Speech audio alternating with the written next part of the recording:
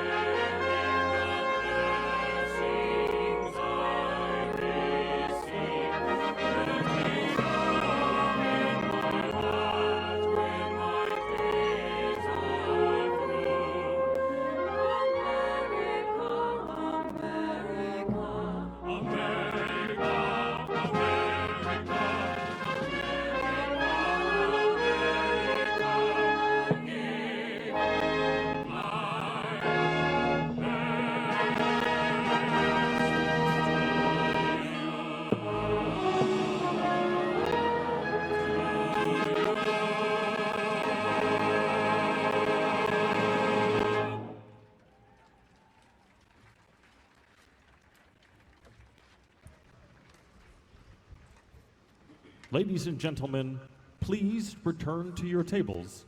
The program will begin shortly.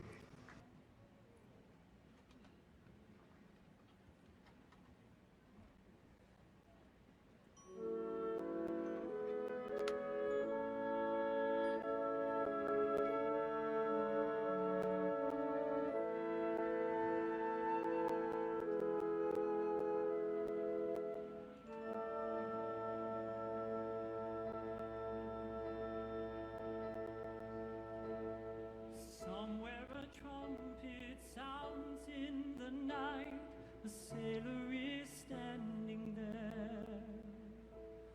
It's calling him out to the stars and the stripes. It's calling him God knows where. He kisses the ones he loves goodbye and leaves in the dead of night. For freedom he'll heed the call, leave all he knows, and for freedom he'll stand and fight.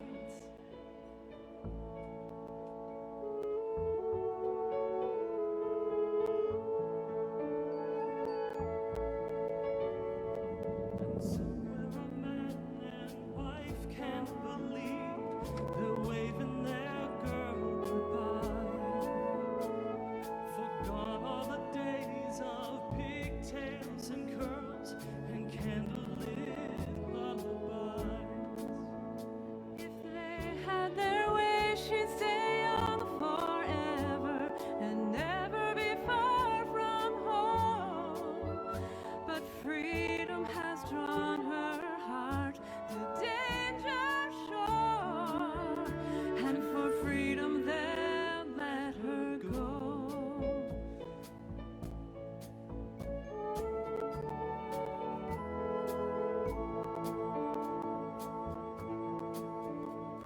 And somewhere a thunderous crash in the night, it echoes all through the hills.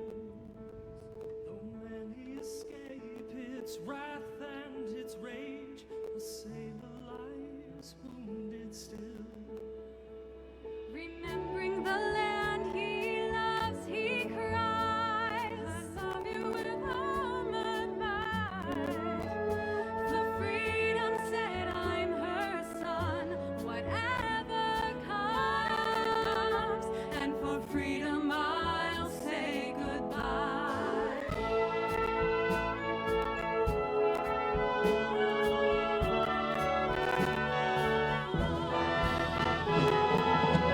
Somewhere beneath the stars and the sky, our flag is still standing there.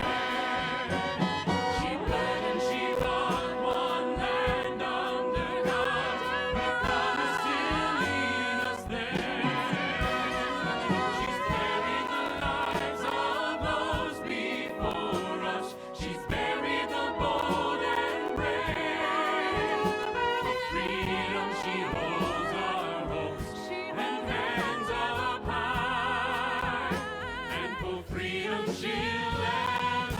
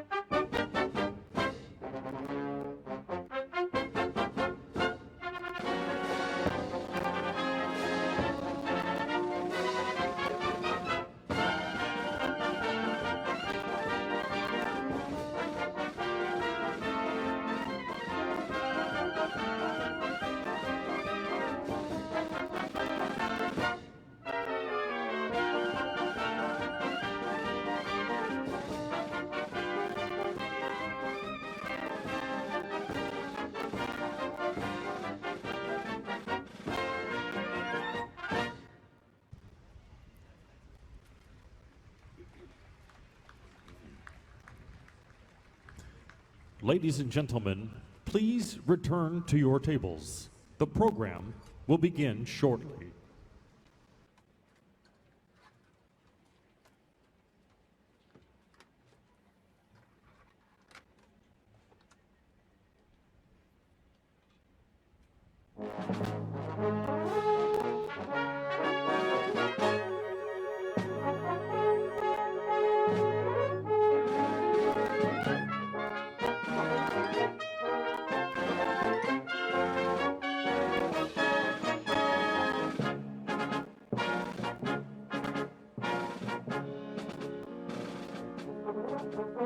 What difference if I hail from north or south, or from the east or west? My heart is filled with love for all of these. I only know I swell with pride, and deep within my breast I thrill to see your glory paint the breeze. This is my country, land of my choice. This is my country, hear my proud voice. I pledge my allegiance, America, America.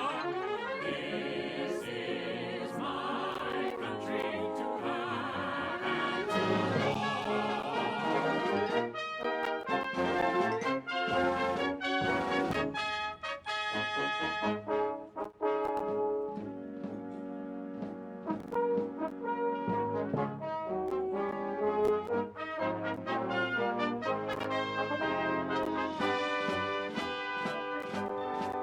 There's a feeling that's a stealing, and it sets my brain a reeling when I'm listening to the music of a military band. Any tune like Yankee Doodle simply sets me off my noodle. It's that patriotic something that no one can understand.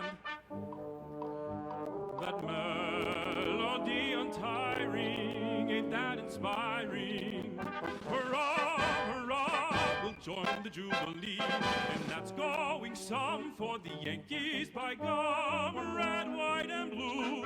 I am for you, honest, you're a grand old flag.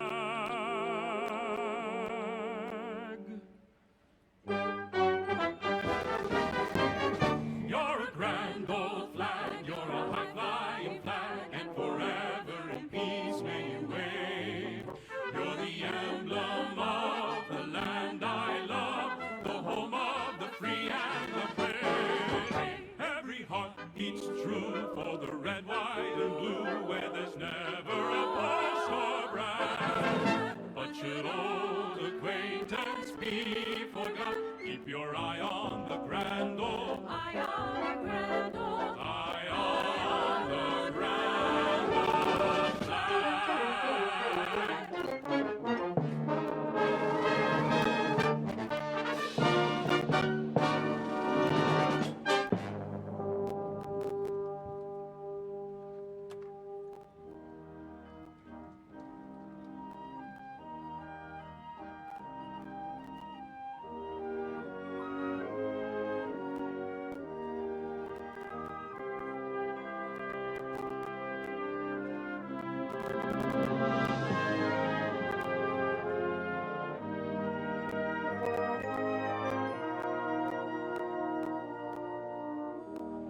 my native country, thee, land of the noble free.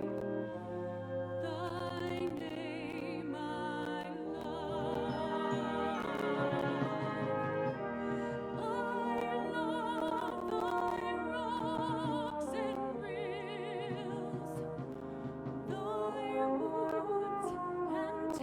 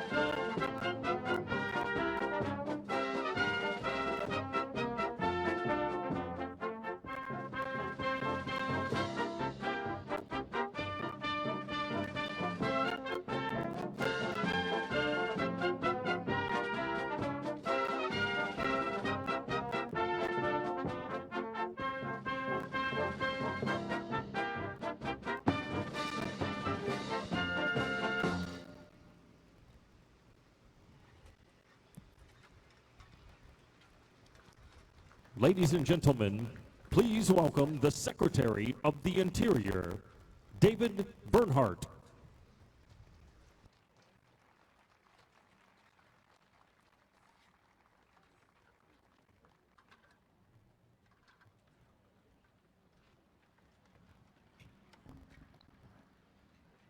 Good evening and welcome. What a beautiful evening. To our distinguished guests, on behalf of the Department of the Interior and the National Park Service, it is a privilege to participate in a celebration for our great nation, honoring the brave men and women who have served and continue to serve in our armed forces. Last night, for the first time in more than a decade, fireworks illuminated the sky over the Mount Rushmore National Memorial.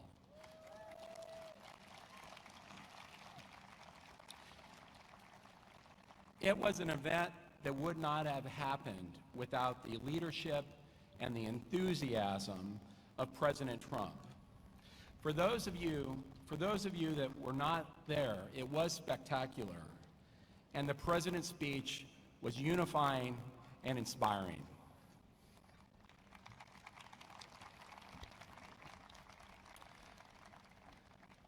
The Department of the Interior and the National Park Service serve as the stewards and guardians of our nation's memorials, monuments, and battlefields.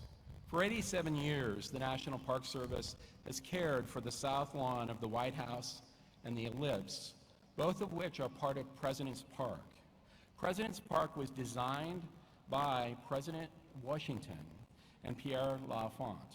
The history of this space is unparalleled in telling America's story.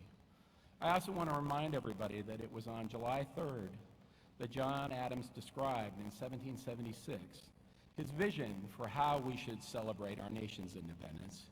He said it would be marked with pomp and parade, with shows, games, sports, guns, bells, bonfires, and illuminations, from one end of the continent to the other. 244 years later, President Trump fosters Adams' vision, even in times of challenge, and as we've seen over the last 2 days, he's given him a run for his money.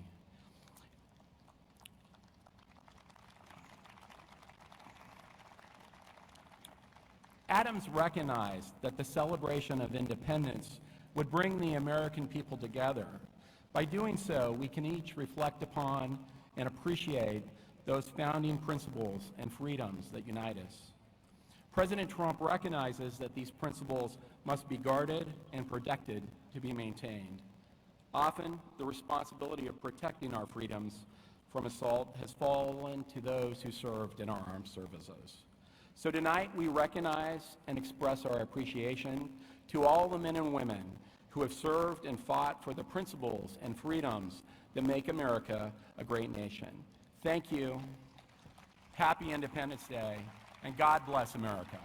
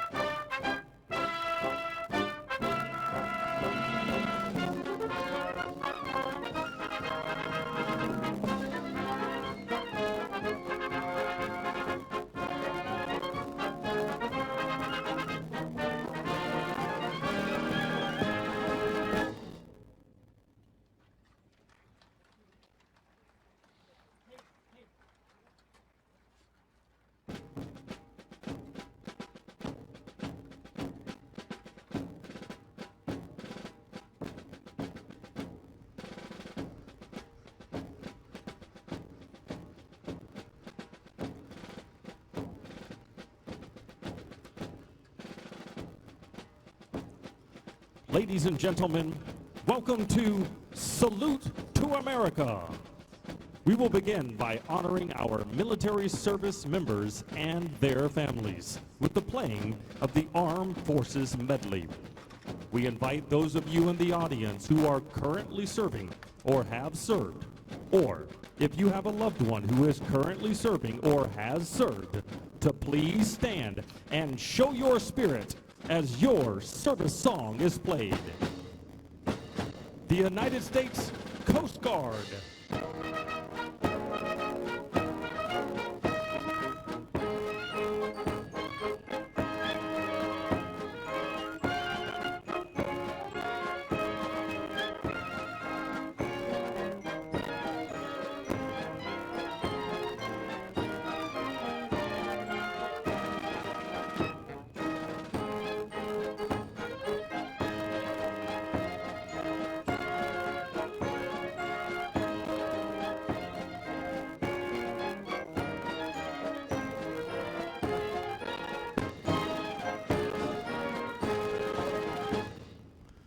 The United States Space Force.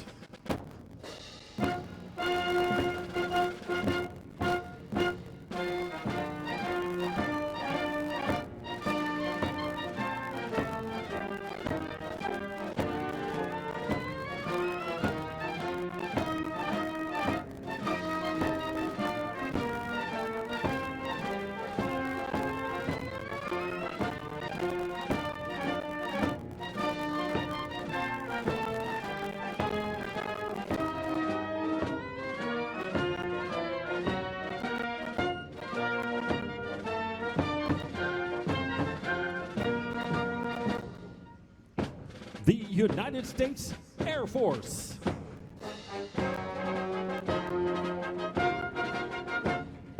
Off we go into the wild blue yonder, climbing high into the sun. Here they come, zooming to meet our thunder, and along keeping the gun. Down we dive, starting a flame from under, off with one hell of a roar. We live in fame, we'll go down in flame. Hey, nothing can stop the U.S. Air Force. The United States Navy.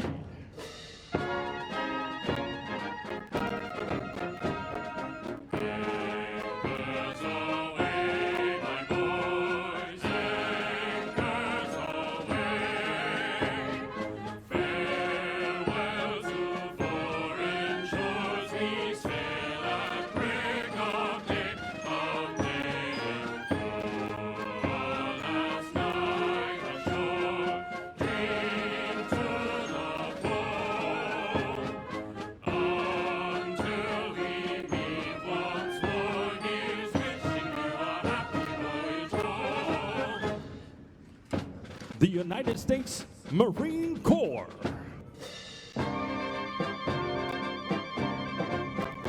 From the halls of Montezuma to the shores of Tripoli, we fight our country's battles in the air, on land and sea. First to fight for right and freedom, and to keep our honor clean. We are proud to wear the title of United States. The United States Army.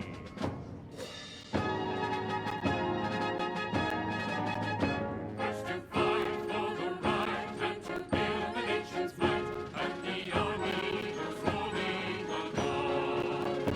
Proud of all we have done, fighting till the battle's won, and the army goes rolling along.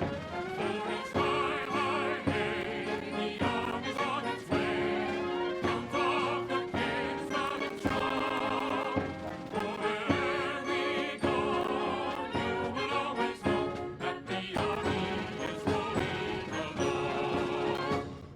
Ladies and gentlemen, please stand for our nation's colors.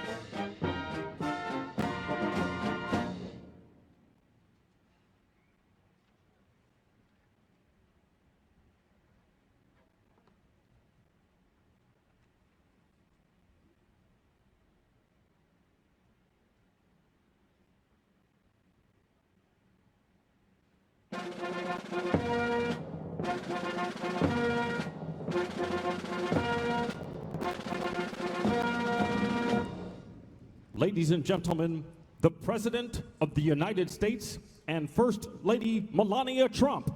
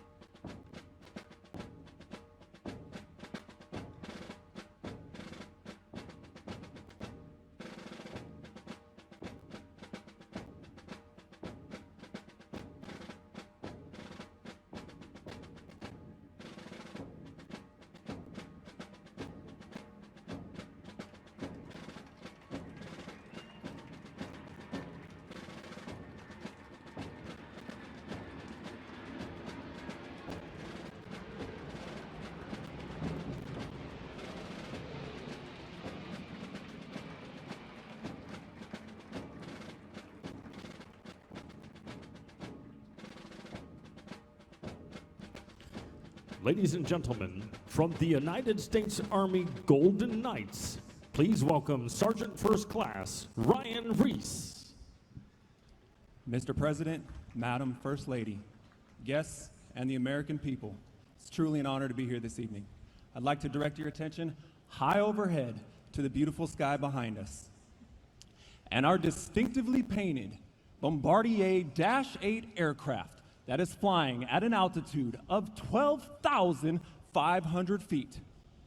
The jump master or team leader is looking out the door of the aircraft, and the jumpers are out and the smoke is on.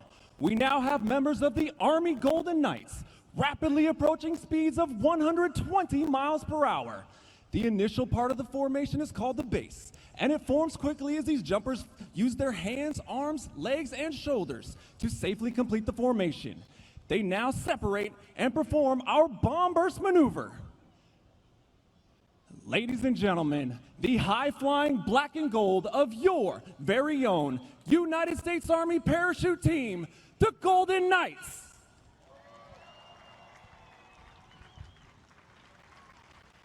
The aerial demonstration that you are seeing tonight is designed to showcase the maneuverability of the human body as it flies through the air and while under canopy.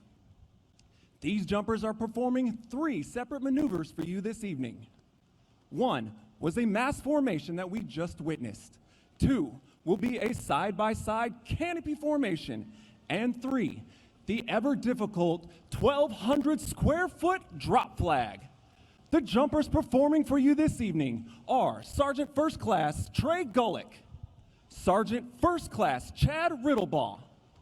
Performing our side-by-side canopy maneuver is Staff Sergeant Morgan George and Sergeant First Class Ryan O'Rourke. And finally, performing the difficult 1,200 square foot drop flag maneuver, the team leader of the demonstration team, flying the predominantly black and gold canopy, Sergeant First Class Roman Grijalva. At 1,000 feet, these jumpers can hear you very well. Ladies and gentlemen, now, our national anthem.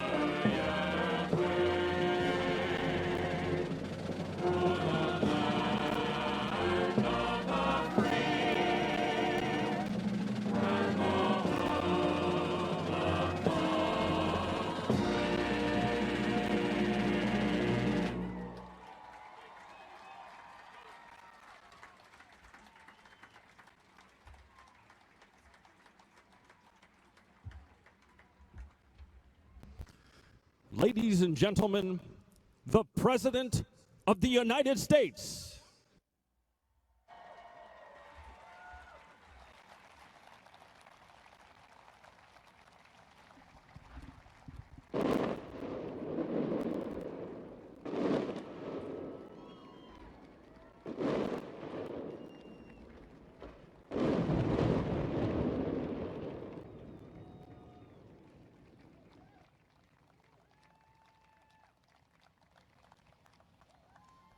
Wow.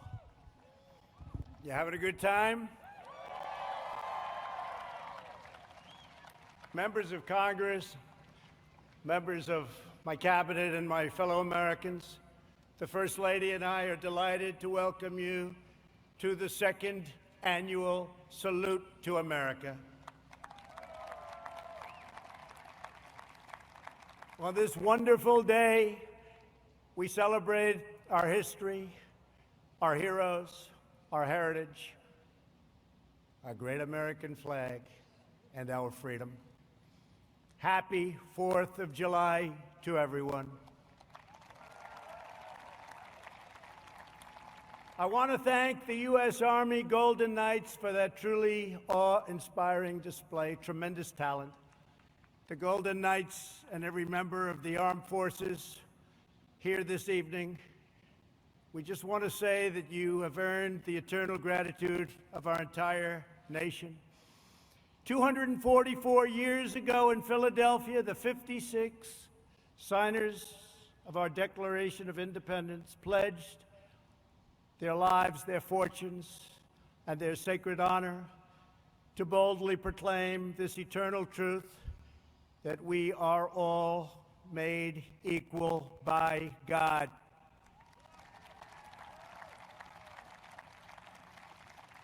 Thanks to the courage of those patriots, on July 4th, 1776, the American Republic stands today as the greatest, most exceptional, and most virtuous nation in the history of the world. Our workers, our factories have revolutionized industries and lifted millions into prosperity. Our artists, architects, and engineers have inspired the globe with transcendent works of beauty. American heroes defeated the Nazis, dethroned the fascists, toppled the communists, saved American values, upheld American principles, and chased down the terrorists to the very ends of the earth. We are now in the process of defeating the radical left, the Marxists, the anarchists, the agitators, the looters, and people who, in many instances, have absolutely no clue what they are doing.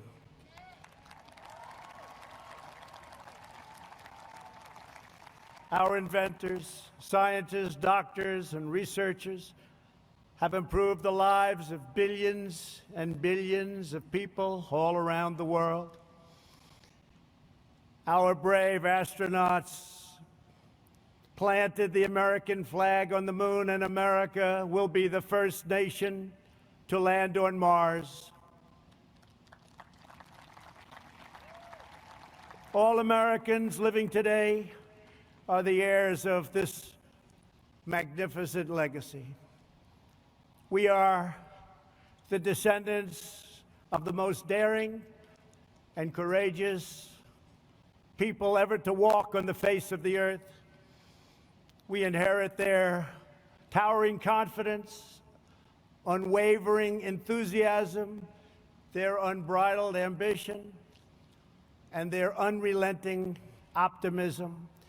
This is the untamed spirit that built this glorious nation, and this is the spirit that burns brightly within the soul of every American patriot.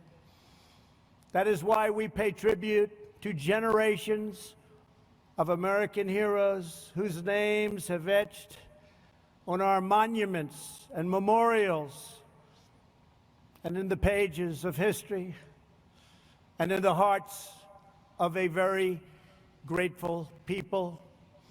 We will never allow an angry mob to tear down our statues, erase our history, indoctrinate our children, or trample on our freedoms.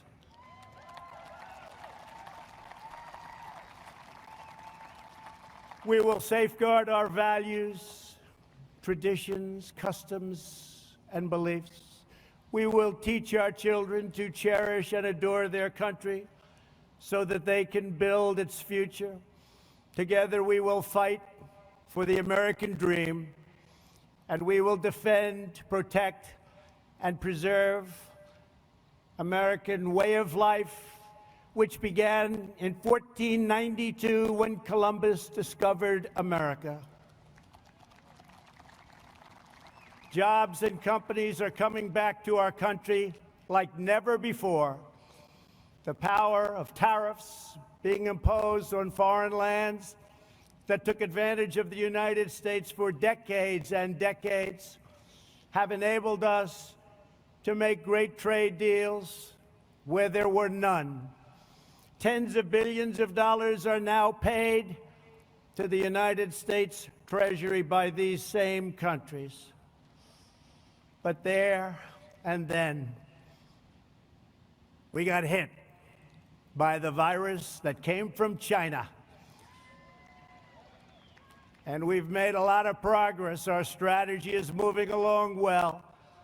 It goes out in one area and rears back its ugly face in another area. But we've learned a lot. We've learned how to put out the flame. We've made ventilators where there were none by the tens of thousands, to the point that we have far more than we need, and we are now distributing them to many foreign countries as a gesture of goodwill. Likewise, testing. There were no tests for a new virus, but now we have tested almost 40 million people. By so doing, we show cases, 99% of which are totally harmless. Results that no other country can show, because no other country is testing that we have, not in terms of the numbers or in terms of the quality. And now, just like everything else, we have become the manufacturer on record for ventilators. We have the most and finest testing anywhere in the world. And we are producing gowns and masks and surgical equipment in our country, where heretofore it was almost exclusively made in foreign lands, in particular China, where, ironically, this virus and others came from. China's secrecy, deceptions, and cover-up allowed it to spread all over the world, 189 countries. And China must be held fully accountable.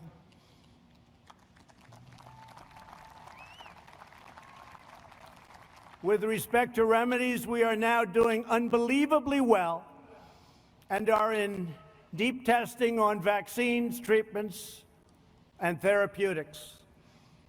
I want to send our thanks to the scientists and researchers around the country and even around the world who are at the forefront of our historic effort to rapidly develop and deliver life-saving treatments and ultimately a vaccine.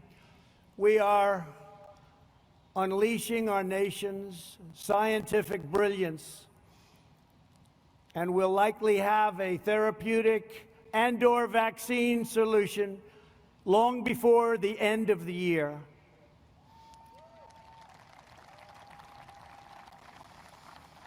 We're very grateful to be joined this evening by Americans battling on the front lines to kill the virus. I just want to say that America thanks you. Please stand, please. Thank you very much. Great, brilliant people. These are great and brilliant people. Thank you. And brave people.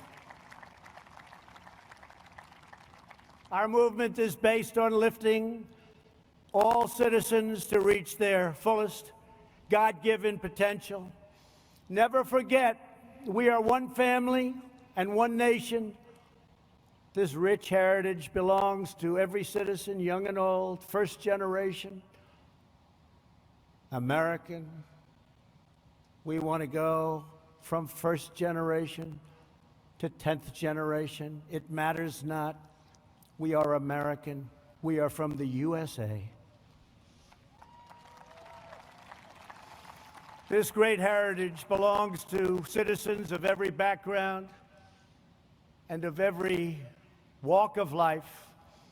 No matter our race, color, religion, or creed, we are one America, and we put America first. We will not allow anyone to divide our citizens by race or background. We will not allow them to foment hate, discord, and distrust. We will hold fast and true to the sacred loyalties that link us all as neighbors, as Americans, and as patriots.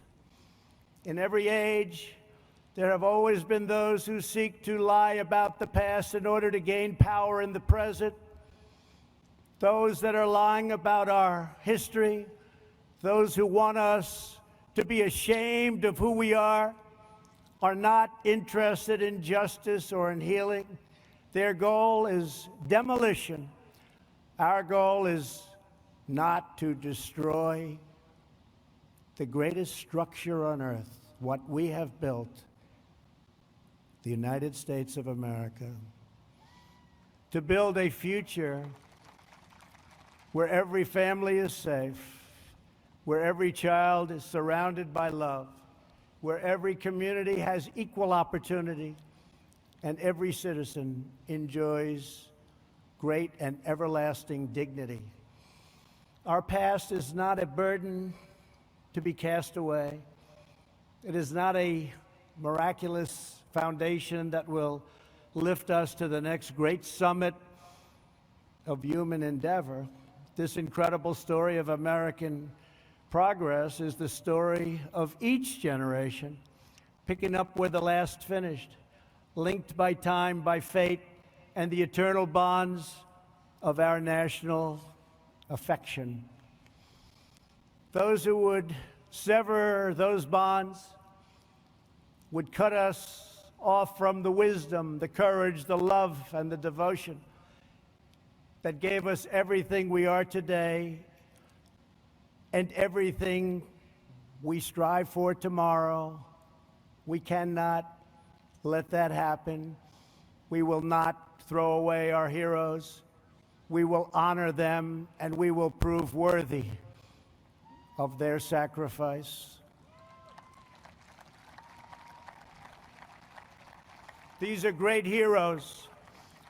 Let me also say a word to those in the media who falsely and consistently label their opponents as racists, who condemn patriotic citizens, who offer a clear and truthful defense of American unity. That's what our people are doing. We want a clear and faithful defense of American history, and we want unity. When you level these false charges, you not only slander me, you not only slander the American people, but you slander generations of heroes who gave their lives for America.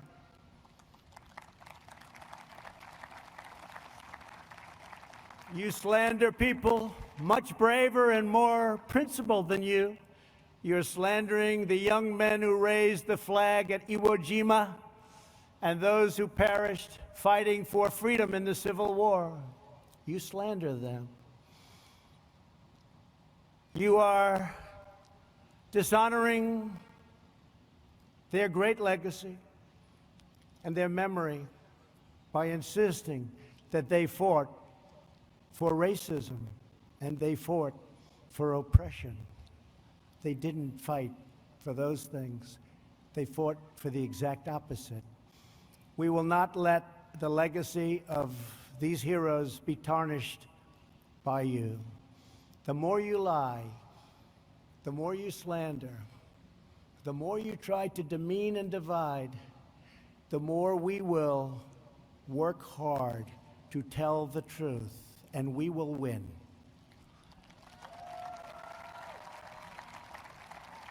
The more you lie and demean and collude, the more credibility you lose.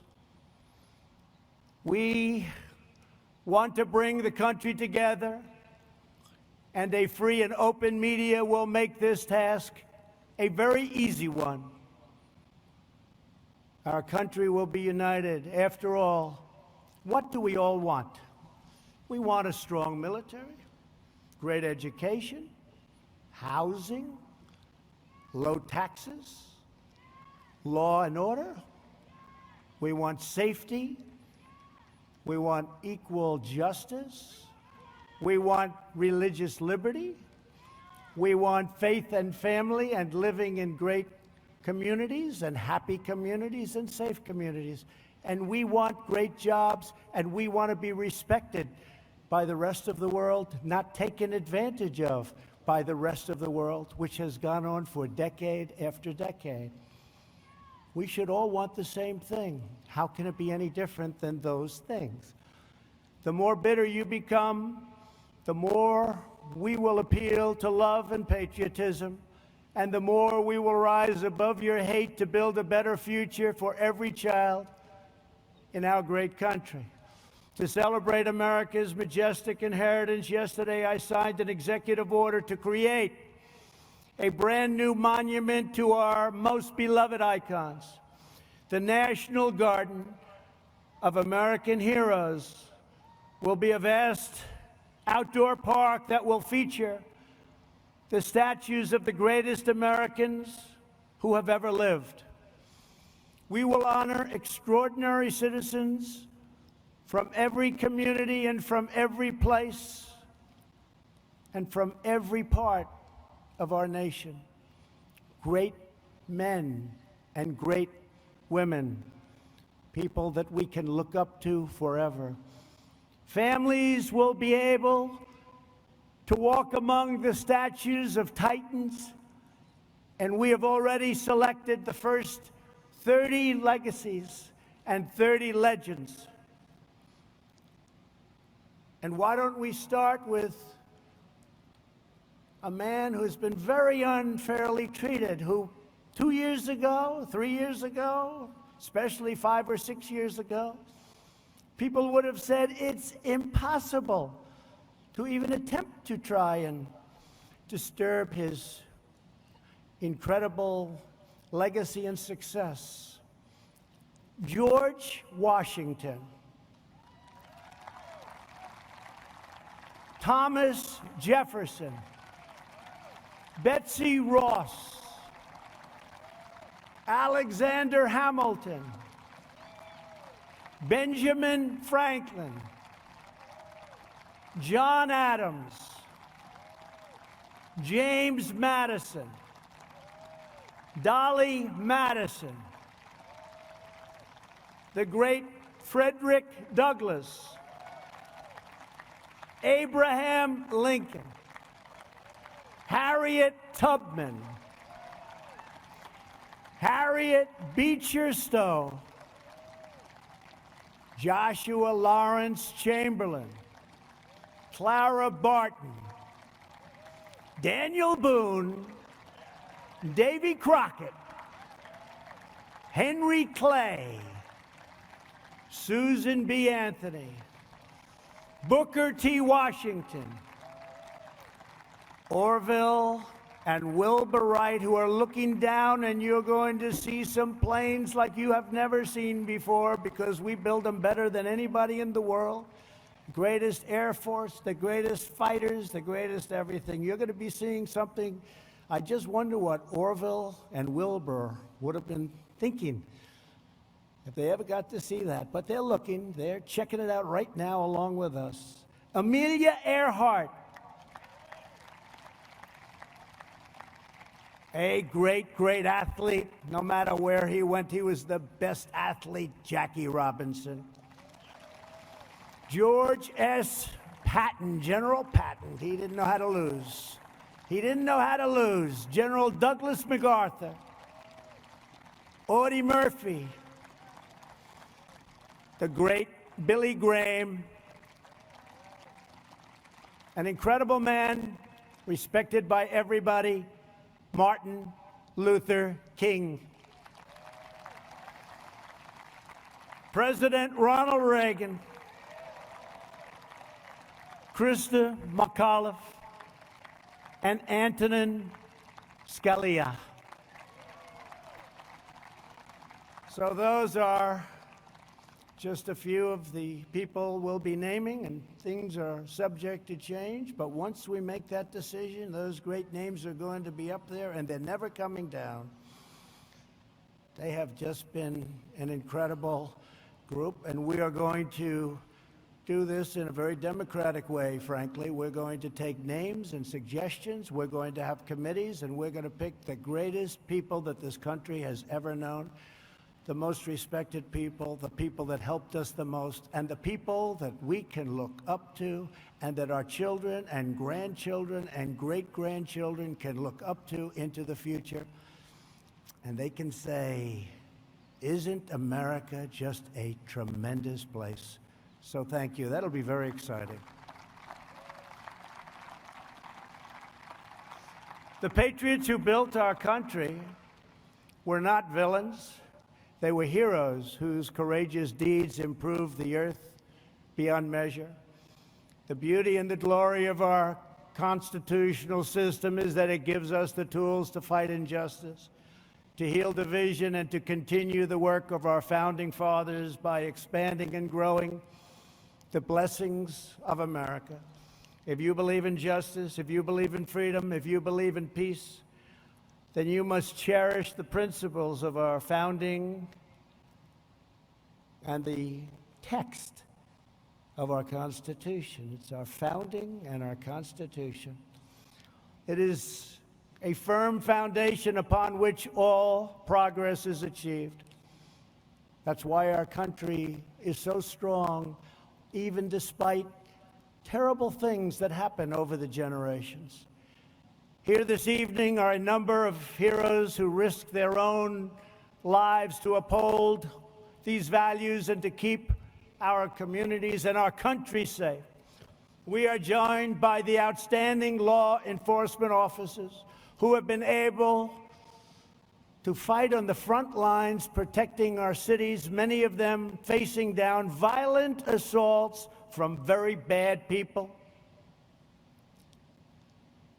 We are especially moved to be joined by the family of a great man, fallen officer David Dorn, a 38-year veteran of the St. Louis Police Department who was killed last month in the city he devoted his life to defending.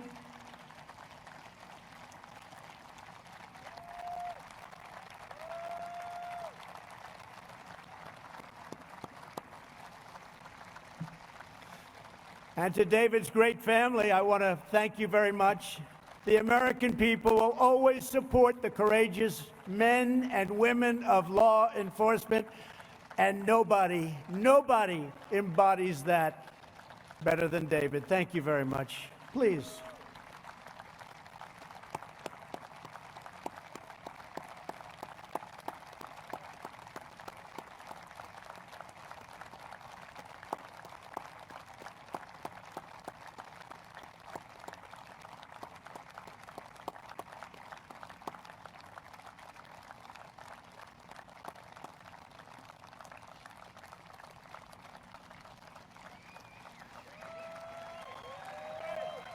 And David is looking down right now, and he is so proud of you, and he loves you so much. And thank you for being here. It's a great man. It's a great man. Finally, tonight, we will salute the greatness and loyalty and valor of the men and women who have defended our independence for 244 years. We will honor the amazing men and women of the United States military. Never in history has a nation used so much power to advance so much good. Battlefields across the world and here at home are marked with the gravestones of young patriots who spent their final valiant moments on this earth to secure liberty and peace.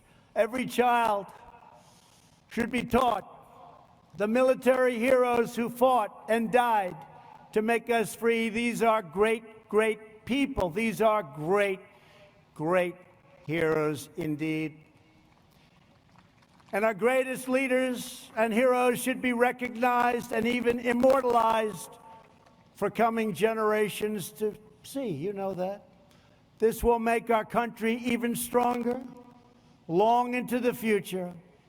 In a few moments, we will bear witness to awesome aircraft representing every major military conflict over the last 75 years. These planes once launched off massive aircraft carriers in the fiercest battles of World War II. They raced through the skies of Korea's MiG Alley. They carried American warriors into the dense fields and jungles of Vietnam. They delivered a swift and sweeping, you know that, sweeping. It was swift and it was sweeping like nobody's ever seen anything happen. A victory in Operation Desert Storm. A lot of you were involved in that. A lot of you were involved. That was a quick one. And they've gone on to dangerous missions all around the world to take out enemy terrorists and bring our soldiers home safely. As you know, we've killed this last year the two leading terrorists of the last 10 years, al-Baghdadi and Soleimani, killed, gone, over. We have worked to fully rebuild the armed forces of the United States. No enemy on earth stands a chance. $2.5 trillion we've invested, all made in the USA. We've never had anything near the power and the equipment that we have right now. We did that over the last 3 years. Everywhere these aircraft have flown, they've rained down American thunder, delivered American justice, and they have fiercely defended every square inch of American sovereignty. In their steel frames, broad wings, and roaring engines, we see the story of America's daring defiance, its soaring spirit, and undying resolve.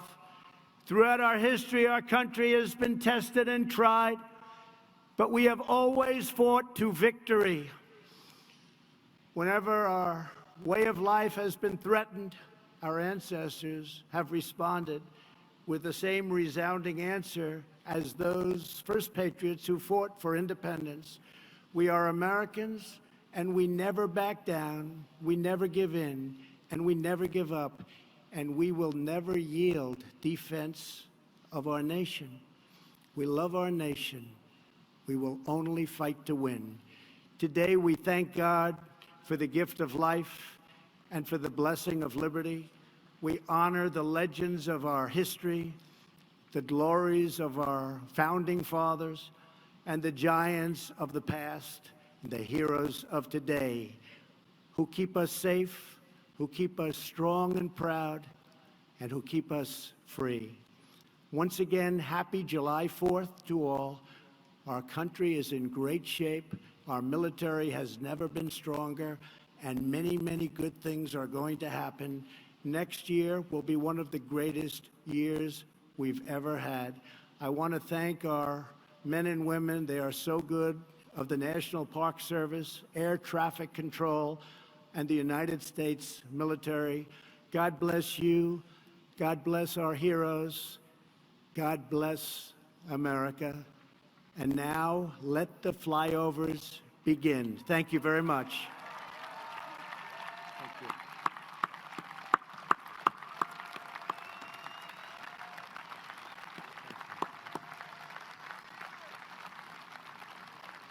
Ladies and gentlemen, please welcome world-renowned air show announcer Rob Ryder as he walks us through our salute of air power from World War II to the future. Please enjoy.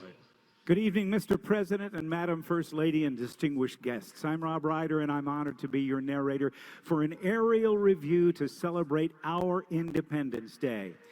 Our flyovers tonight will showcase air power across time. Look at the screens and look above. Representing World War II, after we were brought into World War II by the bombing of Pearl Harbor. Approaching first, two very important airplanes known as C-47s. They were the military designation for the Douglas DC-3, the airliner that changed the way America traveled. Carrying 28 paratroopers, they were also involved in the D-Day invasion, over 1,000 of them in that operation alone on June 6, 1944. Over 10,000 of these aircraft were built. Following that, as we move from heritage to horizons and continuing in World War II, one of the most famous aircraft of all time. You can see it in the center of this formation. It is the Boeing B-17 bomber. Over 12,700 of these were built, flying daring daylight raids over Europe, bombing targets, military targets and industrial targets in Nazi-held Europe. And on the wings, the escort fighters, among the most well-known aircraft of all time, the North American Aviation P-51 Mustang. Over 15,000 of those were built. They, among others, were flown by the famed Tuskegee Airmen. The Tuskegee Airmen flew 15,000 sorties in Europe and North Africa during the war, earning the name by request. The radial engines on the B-17, the V-12 liquid-cooled Rolls-Royce designed Packard-built Merlin engines powering all of those aircraft.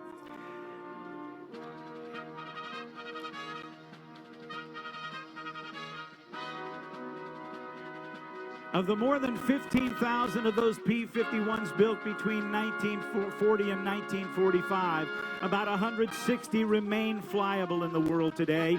Then Senator Harry Truman's Senate War Investigating Committee called the Mustang the most aerodynamically perfect pursuit plane in existence. At the beginning of the war, even though we were attacked by Japan, a great deal of our effort went to our allies in Europe who were being overrun by Nazi Germany. However, the C-47s that we saw were not only active in the European theater, but along with its naval counterpart, the R-4D, were key to the Allied campaign through Guadalcanal, New Guinea, and Burma to support the Chinese forces fighting the light-traveling Japanese army. More mundane of its duties, but probably of greater importance, was the use of the C-47s to haul urgently needed personnel and supplies, including fuel and munitions, in all theaters of the war. The C-47 flew hump missions over the Himalayas from India to China, leading to the many of the tactics that would be used in the Berlin airlift of 1948 to 49. As the war in Europe wound down, the P-51 Mustang became more common. Eventually, with the capture of Iwo Jima, it was able to be used as a bomber escort during Boeing B-29 Superfortress missions against the Japanese homeland. But our fighting men and women were being pounded by the Japanese at every turn in the Pacific. They and those at home needed a morale boost. President Roosevelt put his military planners to work on an audacious plan to bomb the Japanese homeland. That island country hadn't been attacked on its own soil in over 2,000 years, and they felt invincible. Depending on whose accounts you read, Lieutenant Colonel Jimmy Doolittle and a general from the Army Air Force sat in a restaurant, and Doolittle hatched a plan that the general initially laughed at, but after a while thought it might work. It was to involve types of military hardware never intended to work together. And on April 18th, 1942, just 4 months after Pearl Harbor, two of these aircraft approaching from the right, the B-25 Mitchell bombers, that normally took a third of a mile to take off, were launched from the USS Aircraft Harrier Hornet in only 467 feet. The damage these 16 planes did to the Japanese homeland was minimal, but their feeling of invincibility was broken, and they kept much-needed personnel back for homeland defense. It was a strategic turning point in the war and remains to this day the air mission against which all other air missions have been measured. The largest plane in our air Army Air Force inventory in World War II was the 99-foot-long, 140-feet wingspan of the Boeing B-29 Super Fortress. It pushed the bounds of technology with a first-ever pressurized crew compartment and a radically advanced analog fire control system that allowed one gunner and a fire control officer to direct 4 remote machine gun turrets. The Super Fortress, I should say, would have the greatest impact of any aircraft in the Pacific theater. On August 6, 1929, a B-29 named Enola Gay would drop the first atomic bomb on Hiroshima. 3 days later, a B-29 like this boxcar dropped the second atomic bomb on Nagasaki, leading to Japan's complete surrender at the end of the War of the Pacific on August 14th, 1945. Of the 4,000 B-29s that were built, you're seeing one of only 2 flying today. Ladies and gentlemen, the war in Europe and the war in the Pacific, from heritage to horizons. The Korean War, the conflict between the Democratic People's Republic of Korea and the Republic of Korea, South Korea, reached international proportions in June of 1950, when North Korea, supplied and advised by the Soviet Union, invaded the South. The United Nations, with the United States as the principal participant, joined the war on the side of the South Koreans, and the People's Republic of China came to North Korea's aid. Aerial warfare was a large factor in Korea. It was the first jet war. However, piston engine aircraft were still used in a great way during the Korean conflict. And as we see that B-29 flying off to the side, in just a moment, we will be seeing an airplane known as the A-26 Invader. Initially designed to replace 3 other twin-engine World War II airplanes, it was so good that it served ably in World War II, Korea, and even in Vietnam. It flew the first and last combat missions in the Korean conflict, and as a light bomber and attack aircraft, Invaders typically bombed truck convoys and trains, but also engaged MiG fighters. The 2 18-cylinder Pratt & Whitney radial engines developed 2,000 horsepower each, giving the Invader the capability to carry 11,000 pounds of munitions at a speed of more than 350 miles per hour. And in 1940, Chance Vought Corporation built what was then the fastest single-engined aircraft ever built, the F-4U Corsair.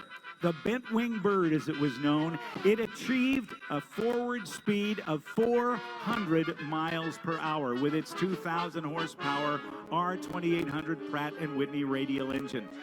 The Japanese soldiers dubbed it Whistling Death because of the sound it made during its ground attack missions. But an air-to-air role, it racked up an impressive 11-to-1 aerial victory ratio against Japanese planes. The Corsair remained in production longer than any other single-engine piston-driven fighter, with the last one coming off the production line in late 1952. In late 1952, September of that year, Marine Captain Jesse Fulmer, flying a piston-driven F-4U Corsair, shot down a MiG-15 jet and was awarded the Silver Star by the President. In all, 12,571 Corsairs were built by Chance Vought, Brewster Aircraft, and, believe it or not, the Goodyear Tire and Rubber Company of Akron, Ohio.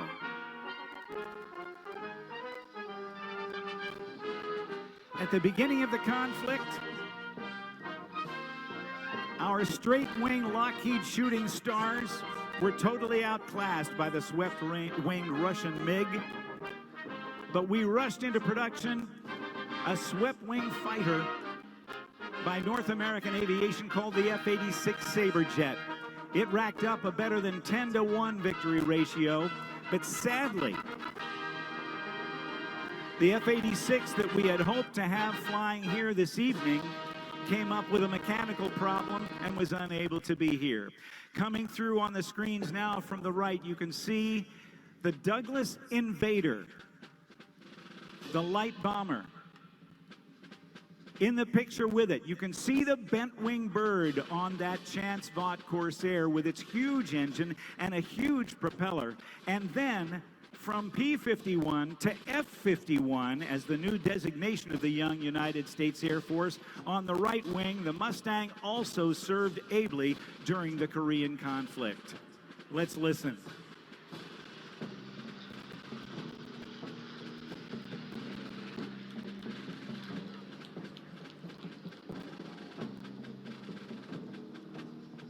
Moving on to Vietnam. The Vietnam War pitted the communist government of North Vietnam against South Vietnam. And during the war, the United States relied on the helicopter in combat as never before. It truly became the helicopter war. Many of you will remember the TV show and movie MASH about the mobile Army surgical hospitals during the Korean conflict. Well, the opening sequence showed wounded soldiers being transported by a bubble-canopied helicopter known as the Bell H-13 Sioux helicopter. It was during that war that the helicopter became indispensable, greatly increasing the survivability of wounded soldiers on the battlefield by airlifting them to the MASH units. In 1965, the Army began testing and developing new techniques to enhance future warfighting capabilities. Helicopter tactics developed in Korea were adapting and evolving to support a new concept in maneuver warfare, air mobility. And here they come. The Huey, the UH-1 Iroquois. An estimated 11,000 took to the skies for almost 19 years. They flew slicks, troop carriers, gunship missions, attack, and dust-off medical evaluation. The UH-1s we see flying here today are from the 1st Helicopter Squadron from Joint Base Andrews. And just last December, they celebrated their 50th anniversary. Coming through after that, developed from the UH-1 Iroquois, these are the Cobras, the first helicopter designed from the skids up to be an attack helicopter. And following that, the heavy lift CH-47 Chinook with an incredible capability to carry nearly 22,750 pounds underneath the aircraft. It was 1946 that this airplane was first thought of, and it was in 1948 that Boeing designers in one weekend came up with this incredible design of an airplane that has now been flying for the United States Air Force for 68 years. Swept wing, the ability to go over 8,000 miles at speeds of over 600 miles per hour.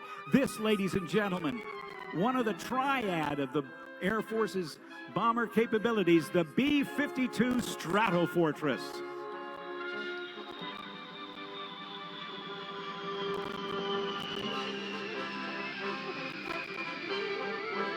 Dropping tens of thousands of tons of bombs during the Vietnam conflict. It was known as the Buff, the big, ugly, fat fella. In all, 744 were built. About 75 still remain in service today and is expected to remain so until 2040. I am told that grandfathers, sons, and grandsons have all flown the B-52 bomber in the course of those 68 years. Moving now to Desert Storm. And in August of 1990, Iraqi forces under the control of Saddam Hussein invaded the sovereign nation of Kuwait in the Middle East. Kuwaiti forces were quickly overwhelmed by the Iraqi Republican Guard divisions, and in the coming months, the United States led a coalition to force the withdrawal of Iraqi forces from Kuwait. And on a dark, quiet morning in January, only feet above the Kuwaiti desert, 8 Apache helicopters from the 101st Airborne Division fired the first shots of Operation Desert Storm. Apaches destroyed 2 Iraqi early warning radar sites, blinding Iraqi radar and air defense forces and setting conditions for the beginning of the larger air campaign by the Air Force and the Navy. The Apache, still the most advanced attack helicopter today, is commonly referred to as a flying tank, able to survive in highly contested environments while inflicting maximum damage to enemy targets day or night in poor weather conditions. Also serving in that war, the UH-60 Black Hawk helicopter by Sikorsky, the Army's utility tactical transport helicopter. The Black Hawk has replaced the famous Huey as the Army's workhorse, and a single Black Hawk can transport an entire 11-person, fully equipped infantry squad into battle. Over the years, the UH-60 has been constantly upgraded with more powerful engines and other improvements. Here come the helos. And as they approach, let me tell you about the next airplanes coming through. Ever since World War I, the first air war, where the average life of a fighter pilot was only 3 weeks, achieving air superiority has been the goal of military planners. An airplane that first flew in 1972 and entered service in 1976 has long been considered an air superiority fighter, the F-15 Eagle. Capable of speeds at more than 2.5 times the speed of sound, Mach 2.5, or for us non-fighter pilots, that's 1,875 miles per hour. The single-seat F-15C and its younger brother, the two-seat F-15E Strike Eagle, have dominated the skies in any battle situation with power, maneuverability, and a wide variety of weapons. Its kill ratio is unmatched. 104 aerial combat victories and 0 losses. The incredible thrust-to-weight ratio of the Eagle enabled it to set a number of world records, including a time-to-climb record of 98,400 feet. That's 18.5 miles in just under 2.5 minutes. The Strike Eagle utilizes a second crew member and advanced radar and avionics to enable it to become the lethal ground attack aircraft. At the beginning of the Gulf War, Strike Eagles flying at 600 miles per hour, 100 feet above desert sands, used terrain-following radar, lights out, to take out Saddam's early warning radars. Overhead now, we see the Apache helicopters, followed by the UH-60 Blackhawks.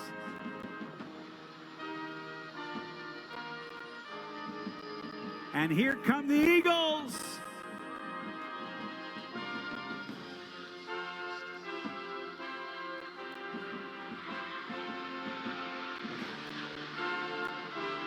I know a lot of you have your cameras up, but if you don't, how about a round of applause for what we've seen thus far? The events of September 11th, 2001 changed the world and forever reshaped history. Our brave servicemen and women are still committed to keeping Americans safe today, and approaching in just a moment are a few of the many aircraft that have served vital roles in the war on terrorism. Igor Sikorsky, the father of the modern helicopter, overcame significant aerodynamic and physics challenges in his development of rotary winged flight. Without getting into a lot of mind-numbing stuff, a phenomenon called retreating blade stall has always limited the speed at which a helicopter could travel. The Holy Grail would be to develop an aircraft that could take off and land vertically, but be able to fly as fast as a conventional airplane. In the 1980s, Bell Aircraft, the same company that developed the MASH helicopter and the Huey and the Cobra, experimented with a very unique concept called tilt rotor, in which large prop rotors would be directly connected to the engines and then rotated vertically for helicopter mode flight and then moved into a horizontal position to attain conventional airplane flight. The result is the MV-22 Osprey, an aircraft that can deliver 24 fully equipped troops to the battle space at speeds of over 300 miles per hour and then land vertically like a helicopter. Its load lifting capabilities are significant, with the ability to carry an internal load of more than 9,000 pounds or 15,000 pounds externally.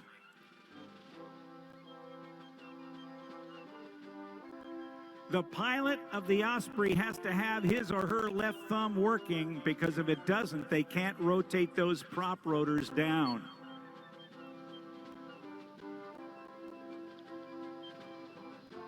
The unmistakable sound of the MV-22 Osprey.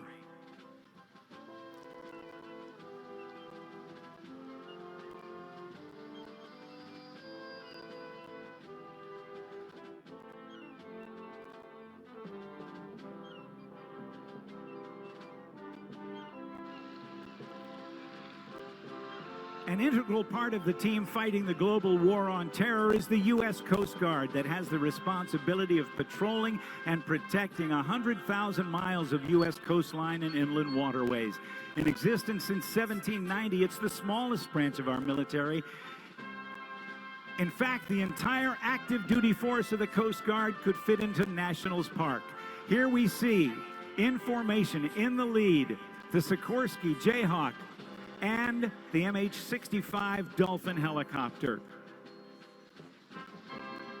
The Coast Guard has also projected its capabilities beyond our borders, performing security and interdiction in the Persian Gulf in 1991 in support of Operation Desert Storm. Carrying the largest conventional payload of both guided and unguided weapons in the United States inventory is the multi-mission B-1B, which along with the B-52 and the B-2 are part of the three-legged stool of America's strategic long-range bomber force.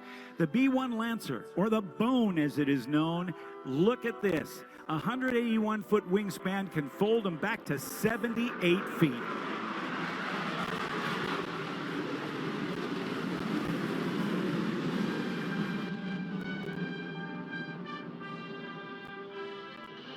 That, ladies and gentlemen, is the sound of freedom.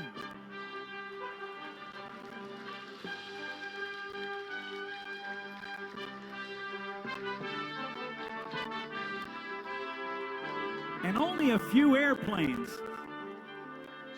were so successful that their names were passed down to a second generation of aircraft. And the two airplanes built on Long Island have that distinction. From World War II, the Republic P-47 Thunderbolt, and 30 years later, the Fairchild Republic A-10 Thunderbolt II.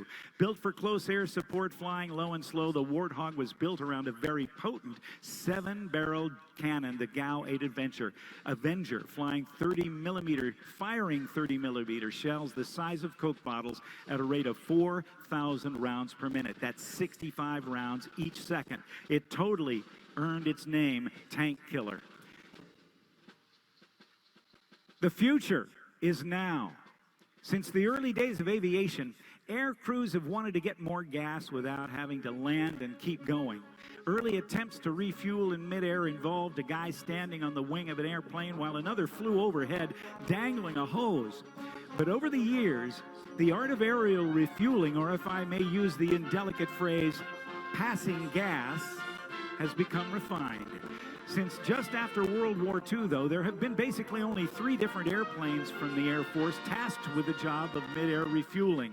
One of those, the KC-135 Stratotanker, has been in service since the late 1950s, but it is going to be replaced with a new KC-46A Pegasus.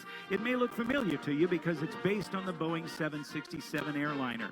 Passing gas at 1,200 gallons per minute, 25% faster than the old KC-135. It's a marvel of modern technology.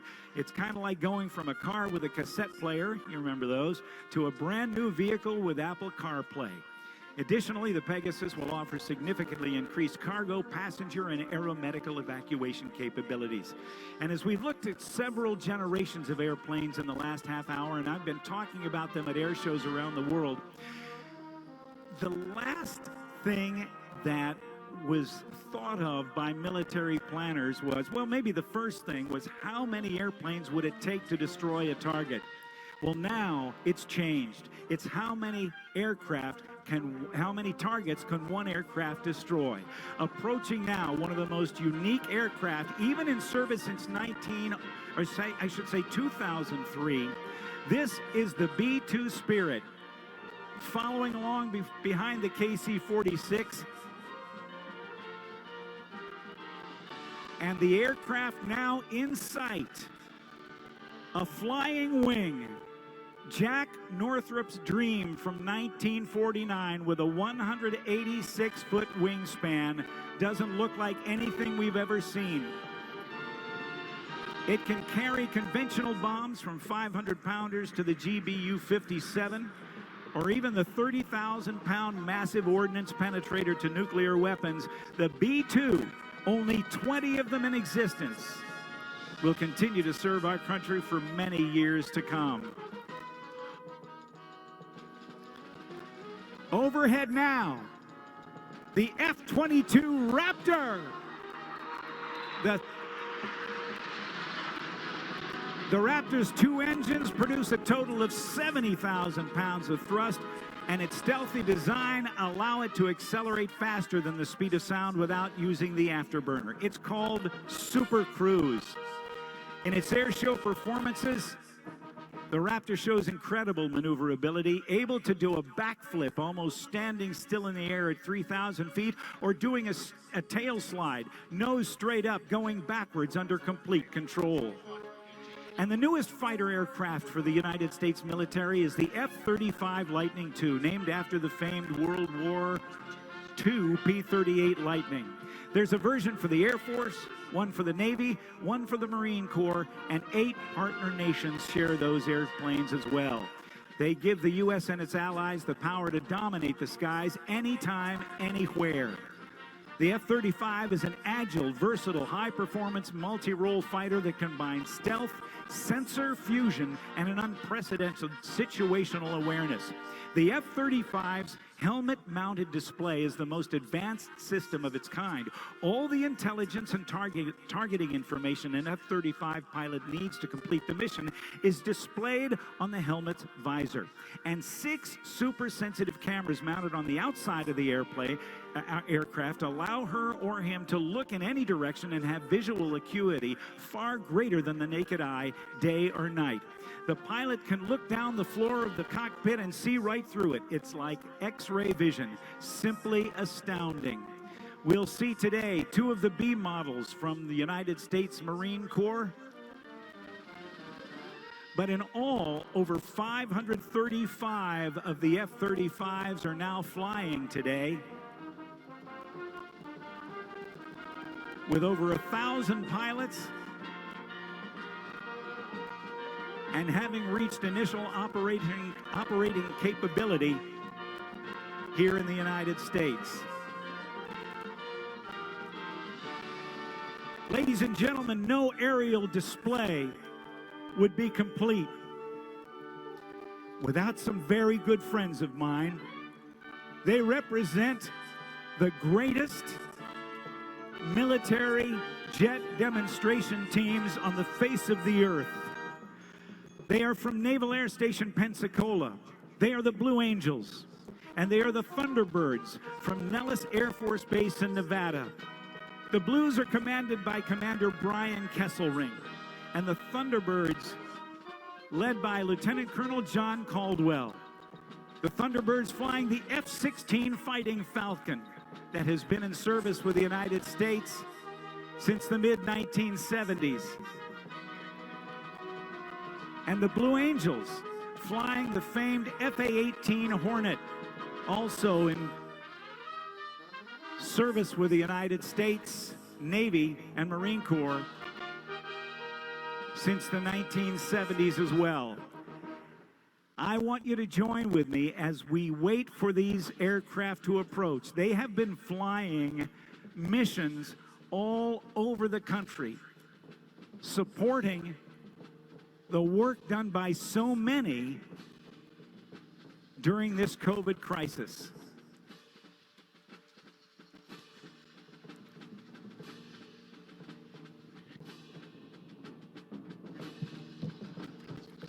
The Blue Angels exemplify the Navy values of honor, courage, and commitment. And the Thunderbirds serve to represent all the men and women of the United States Air Force as our ambassadors in blue. Ladies and gentlemen, the Thunderbirds and the Blue Angels.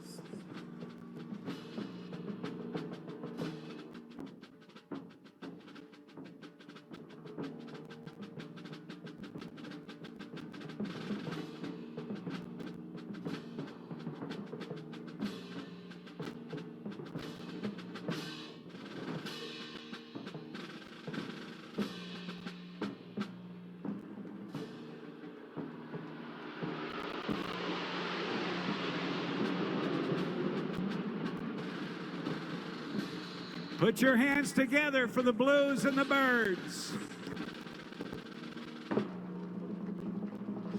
Ladies and gentlemen, the President's Own United States Marine Band and the Navy Sea Chanters will now perform a special selection in honor of our nation's birthday, America the Beautiful.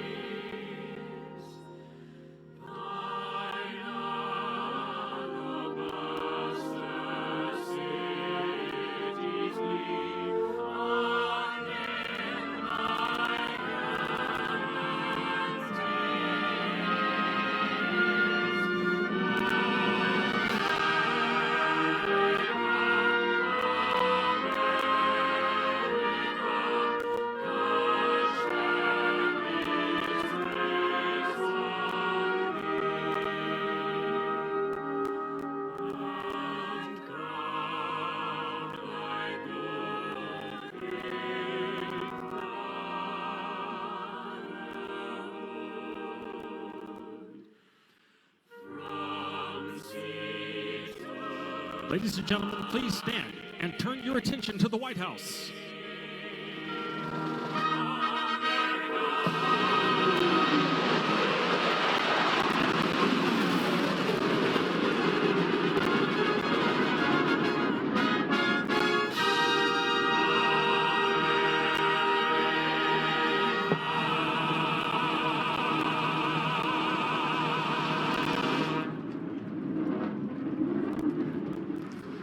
Ladies and gentlemen, please join us in the singing of God Bless America.